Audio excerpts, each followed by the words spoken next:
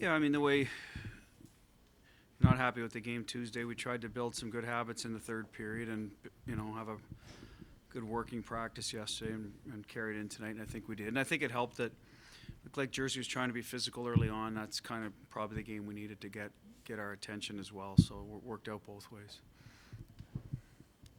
How happy are you for see McLaughlin put that one in? Well, did you see the bench?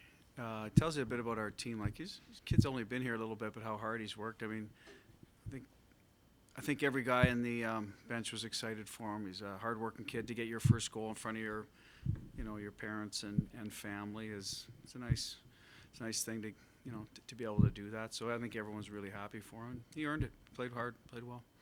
You talked about the physicality a little bit. How did you feel about Riley coming into that? Yeah, it's good for Mike to do some of that stuff. Whoever, that's one of those things that we talk about when it's your turn, right? And the greasy, hard parts of hockey, whether it's blocking a shot, coming to a teammate's aid, whatever, taking a hit to make a play. So good for Mike to do that. He's been out of the lineup. Probably, is going to do whatever he can to stay in. And I think, our guys would do it even if you're in the lineup every night. So it's good to see the team coming together this last little stretch and in situations like that. So good for Mike, stepping up, and everyone in that room will notice. Did you have any hard goals as far as ice time in the third period goes to try to say, okay, I'm not going to have anybody in single digits when the game's over. I'm not going to have any forwards up in the 20s.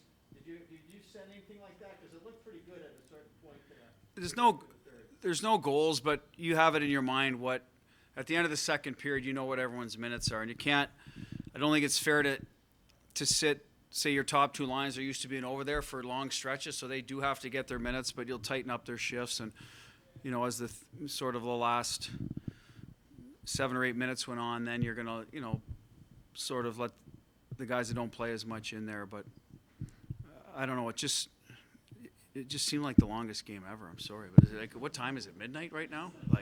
It just seemed to drag, so guys are even sitting even longer. So you wonder, well, I haven't had Bergey's line out in forever. Do I get, And then you want to match up. You don't want to put them in bad spots against a physical line. So at the end of the day, it worked out well. But I wouldn't say there was a hard line, but you kind of know in your head, okay, we got to get some guys up a little bit. And games like this, which are rare, do allow you to do that. Chris, you've had undrafted college guys here, Torrey, Devin, Noel, Mark, another captain along the way. So do you see anything similar in terms of work ethic, style, personality with Mark so far compared to those guys? Yeah, all hard working guys. The guys you met, Kevin Miller was probably the first one. Then I think it was Torrey and then Noel. Did I miss one? There's probably been a few more, but in general, the guys that have come in are. Part of that is their age when they come in. I think they're a little farther along, so they get it. They're more mature in that regard.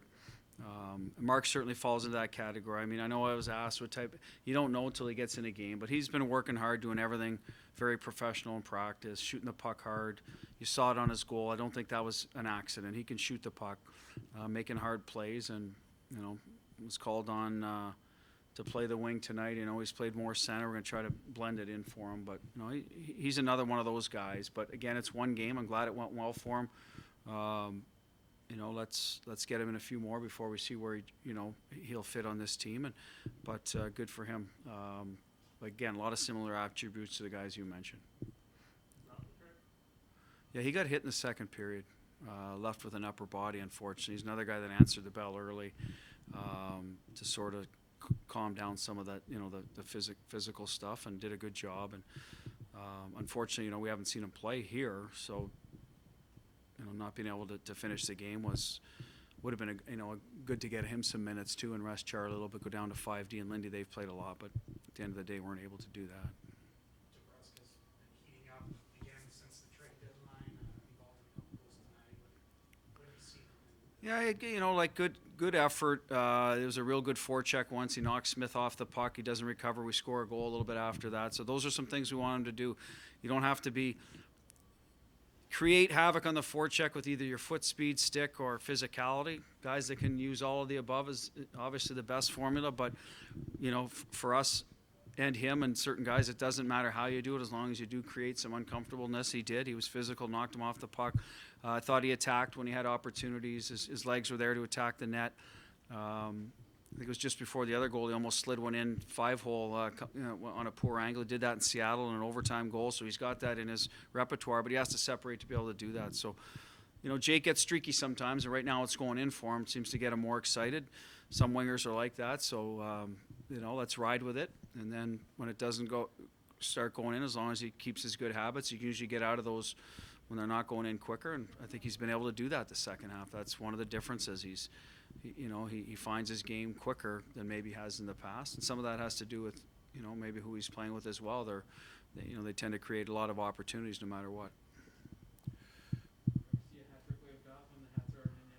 Yeah, that was tough because they came over after we were off the ice on that one, but it would have been more difficult if it was the game was closer. But no, I've never seen that. So, do we refund the hat? How does that work? Do the people go back and get their hats back? No. Still doing the discount pro shop. Yeah, all right. Well, they should. Those guys, or those people, girls, guys, should get the benefit of the doubt on that one. I don't know how they do police that, but out of my hands.